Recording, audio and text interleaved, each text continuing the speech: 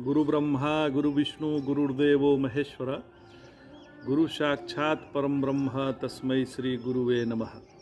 सदाशिव समारंभां शंकराचार्य मध्यमाम् अस्मदाचार्य पर्यन्तां वंदे गुरु परंपराम्। ओम श्री गुरुभ्यो नमः। ओम श्री परमात्मने नमः। हम लोग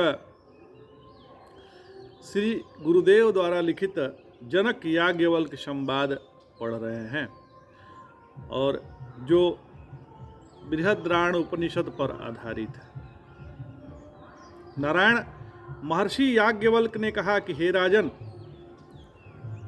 यदि कहा जाए कि वेद में आत्मा को दृष्टा, श्रोता, मंता आदि कहा है, जिससे पता चलता है कि वह दर्शनादि का करता है, तो वह कथन भी अधूरा वेद पढ़ने का फल होगा।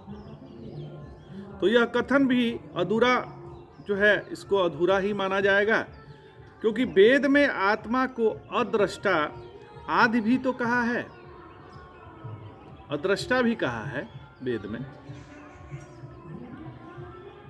और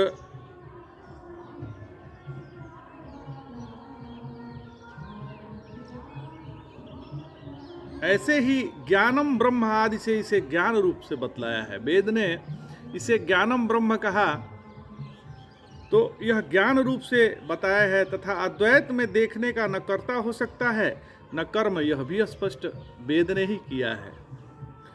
एवं च यही निश्चय युक्त है कि आत्मा के ज्ञान के लिए प्रमाण आदि उपलब्ध नहीं हो सकते। वह तो स्वप्रकाश चिद्रूप भासता है, वह तो स्वप्रकाशित है और चिद्रूप भासता है। इसको किसी प्रमाण की आवश्यकता नहीं है। जैसे ध्यान दीजिएगा, हमें स्वयं होने में किसी की प्रमाण की क्या आवश्यकता है? हम हैं, इसके लिए कोई प्रमाण की आवश्यकता है? तो विचारिक प्रकार से जब किसी के लिए संसार में कोई प्रमाण नहीं, तब यह सुतराम दुर्लभ वस्तु आत्मा के लिए भी कैसे हो सकेगी? अतः माता के समान हितोपदेष्टा वेद ने इसे अगृह्य अर्थात अग्राह्य कहा है, जिसे यथाश्रुत ही समझने का प्रयास करना चाहिए। बहुत सूक्ष्म विषय का हम लोग अध्ययन कर रहे हैं। देखिए, परमात्मा को कोई दूसरा नहीं बता सकता कि ये परमात्मा है, क्योंकि परमात्मा को बताने के लिए यदि कोई दूसरे की बात करेंगे तो भेद की वहाँ द्वैत भाव आ जाएगा। और परमात्मा जो है अपने से अन्य के रूप में नहीं है, तो कोई अन्य उसका निरूपण नहीं कर सकता। हमारा स्वरूप जो है साक्षात सच्चिदानंद स्वरूप है। उसको बताने के लिए किसी और लोगों की आवश्यकता नहीं हो सकती। वेद हमें केवल दिशा दिखा सकते हैं, वेद हमको आभास करा सकते हैं, लेकिन स्वयं को जानने का विज्ञान तो स्वयं ही खोजना पड़ेगा। और यदि कोई कहता है कि मैं परमात्मा को जानता हूं, वह परमात्मा को नहीं जानता है, क्योंकि जानना और जानने वाला यहाँ अलग प्रतीत हो रहा है, जबकि एक ही है। ऐसा कोई कहता है तो अपने आप को परमात्मा से अलग समझता है। परमात्मा तो वो स्वयं है। तो हे राजन, आत्मा में जैसे स्वाभाविक विकार नहीं है, ऐसे ही कोई आगंतुक विकार भी नहीं है। लोक में जो संग वाले पदार्थ होते हैं, उन्हीं में काल वश संग हेतुक विकारादि दोष आते हैं। जैसे आग के संग जल में विकार आते हैं। असंग में किसी तरह दोष हो यह देखा नहीं जाता। जैसे नभ विशुद्ध है, असंग है, तो बादल, बिजली आदि से उससे कोई विकार नहीं आता है। नभ मतलब आकाश, उसमें बादल आए, बिजली गरजे, उसमें कोई विकार आकाश में नहीं आता है। मूर्त और सीमित ही संगमान देखा जाता है। आत्मा न मूर्त है न सीमित, तो उसका संग होगा क्यों? संग का दूसरा अर्थ है संयोगादि संबंध। संग का फल है थोड़ी देर के लिए उसकी तरफ स्वरूप हो जाना जिसका संग मिला है। जैसे पानी थोड़ी देर के लिए आग जैसा गर्म हो जाता है। आत्मा सजाति विजाति स्वगत तीनों संभव भेद से रहित है, तो उसका संग कैसे होगा? वो तो निसंग है। और संग फल भी कैसे हो सकेगा? भिन्न कुछ हो तथा संयोगादि या गौणता संभव हो, आत्मा से भिन्न है ही कुछ नहीं, तो ये कैसे संगत हो सकते हैं? बहुत सूक्ष्म बात है, लेकिन समझ में आ जाएगा गुरु कृपा से। तो लोक दृष्टि यही है कि संग वाले ही संग से बंधन विकार आदि फल पाते हैं, और उनके उत्पादक आदि कारणों का वियोगादि होने से वो विनष्ट होते हैं। जैसे धागों का वियोग हो जाए तो कपड़ा नष्ट हो जाता है, धागा से मिलके ही तो कपड़ा बना है। अब धागा ही से वियोग हो जाए तो कपड़ा कहाँ रहेगा? यह विनाश कहीं अतिशीघ्र हो जाता है, कहीं धीरे धीरे होता है, कहीं सड़न हो गई जल्दी हो जाता है, कोई कैंची से काट दे तो और शीघ्र हो जाएगा।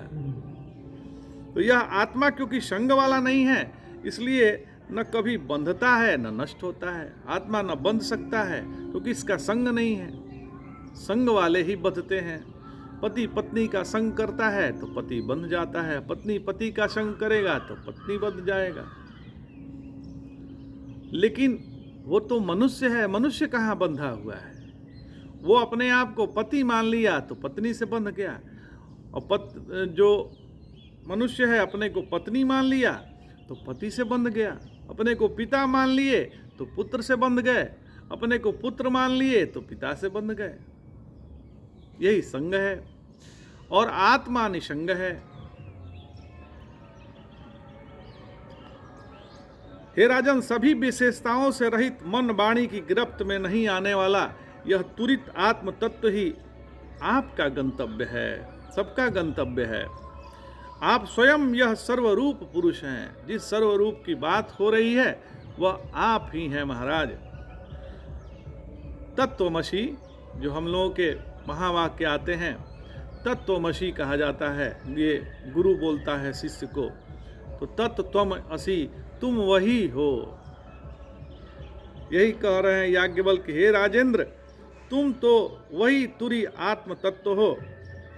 महर्षि याज्ञवल्क्य कहते हैं कि हे राजेंद्र, अब आप संसार रूपी सूल से डरिए मत। ये जो संसार रूपी कष्ट देने वाले सूल हैं उससे मत डरिए। जो सभी जंतुओं का आनंद रूप आत्मा ईश्वर है, उस आत्मा को यही मैं हूं। यो अभेद से आपने हमेशा के लिए पा लिया। सभी प्राणियों को दूर से डर लगता है, दूसरे से डर लगता है, लेकिन अपने आत्मा से क्या डर लगेगा? जब तक दूसरा जाना जा रहा है तब तक आत्मा का समग्र ज्ञान होता ही नहीं। सभी देहदारियों के लिए आत्मा प्रतिकूल नहीं होता, और प्रतिकूल का अज्ञान होने पर डर उत्पन्न नहीं। प्रतिकूलता तभी हो सकती है जब दूसरापन हो, कोई दूसरा हो। आत्मा से दूसरापन नहीं है तो प्रतिकूलता है ही नहीं है। आत्मा में प्रतिकूलता नहीं है। जो विज्ञान आनंद स्वरूप है वह तुम ही अभय ब्रह्म हो, और सारे वेदों से रहित है, सारे भेदों से रहित है, क्षमा चाहते हैं, सारे भेदों से रहित है। मैं, तुम, सभी भूत, यह सारा सद अशुद्रूप और जगत एक निर्भय ब्रह्म है। यह निर्भय ब्रह्म ही है, अन्य कुछ नहीं है। जैसे गंधर्व नगर आकाश से अन्य नहीं, ऐसे ही यह विश्व आत्मा से अन्य नहीं है। जैसे आकाश में गंधर्व नगर माया से ही टिकता है, वैसे ही आत्मा में विश्व, पूरे आत्मा में विश्व माया से ही टिका हुआ है। ये जो विश्व है यह माया से टिका हुआ है आत्मा। तो गगन में गंधर्व नगर की तरह आत्मा में विश्व का तीनों काल में अत्यंता भाव है। भ्रांत बुद्धि वालों को जड़ चेतन समूह रूप और अशुद्धि लक्षण गंधर्व नगर गगन में टिकता है। इसी प्रकार भ्रांति ज्ञान से ही आत्मा में यह सारा ही युष्दस्म प्रत्यगोचर विश्व प्रतीत होता है। सोया पुरुष रथादि साधनों से रहित होते हुए और उचित स्थान समय आदि से रहित हुए अकेले ही सारा विविध विश्व सपने में बन जाता है। ऐसे ही आत्मा सभी साधनों से रहित और अकेले ही यह देश कालादि रूप सारा जगत बन जाता है। हे महर्षि, अब देखिए, जब ऐसा उन्होंने कहा तो ऐसे ही आत्मा सभी साधनों से रहित है और अकेले यह देश कालादि रूप जगत बन जाता है। नींद से उठा हुआ जैसे सपने की दुनिया नहीं देखता, ऐसे ही आत्मविज्ञान होने पर आत्मा यह संसार नहीं देखता। गुरुदेव भगवान शिष्य को संबोधित करते हुए कहते हैं कि हे सौम्य, याज्ञवल्क्य के उपयुक्त उपदेश प्राप्त कर राजा जनक ने आशीर्वाद, नमस्कार, सर्वस्व यह 3 दक्षिणाएं भेंट की। पहली दक्षिणा थी आशीर्वाद। हे याज्ञवल्क्य, अभय आपको प्राप्त हुए, इसका अभिप्राय समझाते हैं। महर्षि याज्ञवल्क्य ने अभय अद्वितीय तत्व सुनकर बुद्धिमान राजा ने मन में विचार किया कि इस ज्ञानोपदेश के लायक कोई दक्षिणा है ही नहीं। जो आप याज्ञवल्क्य जो जनक को ज्ञान दे रहे हैं, उसके योग्य तो कोई दक्षिणा ही नहीं है। उन्होंने सोचा कि यदि मैं राज्य, सेना, पत्नी, पुत्र सहित स्वयं को याज्ञवल्क्य महर्षि को अर्पण कर दूं तो भी आत्मज्ञान से अधिक नहीं होगा। उसके समान वह दक्षिणा हो नहीं पाएगी। वेदवादी मानते हैं कि सागर पर्यंत सारी भूमि सभी धनों से भर दी जाए तो भी परमात्म विद्या के उपदेष्टा के अनुरूप वह दक्षिणा नहीं हो पाती। करोड़ों जन्मों तक ब्रह्मचर्यादि साधनों का अनुष्ठान करते रहने वाले देहधारियों के लिए भी दुर्लभ और स्वयं शास्त्र जिसकी प्राप्ति को लोकत्रय में सर्वश्रेष्ठ घोषित करते हैं, वह आत्मा इन्होंने मुझे कृपा कर प्राप्त करा दिया, तो मैं इन्हें उसके समान क्या दक्षिणा दे सकता हूं। मैं जो भी भेंट करूंगा वह अनात्मा होगा, अतः उसके द्वारा दिए गए आत्मा के तुल्य ही हो ही नहीं सकता। इंद्र समेत देवताओं को जीतकर त्रिलोक भी इन्हें दे दूं, यदि मैं इंद्र समेत सभी देवताओं को जीतकर तीनों त्रिलोक इनको दे दूं तो भी मेरे इन गुरु के लिए उपयुक्त दक्षिणा नहीं हो पाएगी। इस तरह विचार कर जब राजा अन्य कुछ दक्षिणा देने योग्य नहीं लगी, तब कुछ नवीन बात समझ आने पर उन्होंने संसर्ष शांति महामुनि याज्ञवल्क्य महर्षि से निवेदन किया कि हे महर्षि याज्ञवल्क्य, हम लोगों के शरीर से बाहर प्रकाशने वाले होने पर भी जो प्राण स्वरूप ही वे भगवान आदित्य आपके आचार्य हैं। देहधारी जिसे कष्ट सहते हैं वो आंखों को मानो बांध देने वाले अंधेरा सूर्यदेव क्षण भर में मिटा देते हैं। उनके उपकारों के बदले में देही तो कुछ उन्हें अर्पित नहीं कर पाते। अतः यद्यपि सूर्यदेव हमेशा सभी तेजों के निधान हैं, अर्थात लोग उन्हें दीपक समर्पित करते हैं, वे प्रभाकर भी इतने कृपालु हैं कि उतने से ही संतुष्ट हो जाते हैं। आप प्रकाश करने वाले भगवान सूर्यदेव के शिष्य हैं और हैं भी उनके समान, क्योंकि आंतरिक अज्ञान अंधकार के निवारक हैं। अभय रूप परम ब्रह्म के विज्ञान का आप मुक्त हस्त दान करते हैं और आत्मकाम होने से आपको कोई कामना है नहीं, इसलिए आप श्री गुरु के लिए अनुरूप कोई और दक्षिणा तो मुझे समझ में नहीं आ रही है। मैं आशीर्वाद रूप यही दक्षिणा अर्पित कर रहा हूँ। स्थूल, सूक्ष्म, कारण रूप तीनों जगत का बांध कर बचने वाला जो तुरीय ब्रह्म है, वही एक निर्भय वस्तु है जो आपने मुझे सुनाई है। हे ब्रह्मदेव, हे ब्राह्मण देवता, वही अभय आपको प्राप्त हो। जो आप मुझे दे रहे हैं वह सदा आपके पास रहे। आशीर्वाद का अर्थ है आशा व्यक्त करना, जिससे आजकल शुभ कामना कहते हैं। पूर्ण काम जगत को तुच्छ जानता है, अतः उसे प्रसन्न करने के लिए जगत का कुछ दिया लिया नहीं जा सकता। किंतु यावत प्रारब्ध यह संभावना रहती है कि किसी तीव्रतम कर्मवश उसके अंतःकरण में इकलौती ब्रह्म वृत्ति बनी रहे, अन्य भी कोई वृत्ति बनानी आवश्यक हो जाए।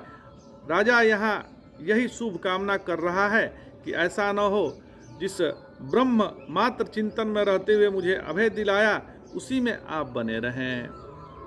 अब्रह्म प्रवृत्ति बनने से मुक्त को यद्यपि कोई कष्ट नहीं, तथापि राजा ने तत्काल बोध पाया है, अभी तुरंत बोध हुआ है राजा को। अतः अपनी स्थिति के अनुसार समझता है कि दुख पर्यंत न सही, असुविधा पर्यंत तो वही दृष्टि देगा ही। अतः कामना कर रहा है कि आपको ऐसी असुविधा न हो। मिथ्यात्वेन निश्चित भी विभत्स दृश्यादि देखने से उनका न देखना बेहतर है। यह जब तक लगता है तब तक समाधि या तुल्य कामनीय बनी ही रहती है। तो प्रकृति में राजा अनात्मा को तुच्छ निर्णित कर चुका है। यह भी व्यक्त हो जाने से मुनि को यह संतोष भी होगा कि उनका दिया ज्ञान सतपात्र में सफल हुआ है। देखिए, सतपात्र को ही कोई ज्ञान दिया जा सकता है, सबको नहीं दिया जा सकता, सब उसके लायक नहीं है। तो आज इतना ही। जय जय शंकर, हर हर शंकर, नमामि शंकर, भजामि शंकर। नमः पार्वती पतये, हर हर महादेव शंभो।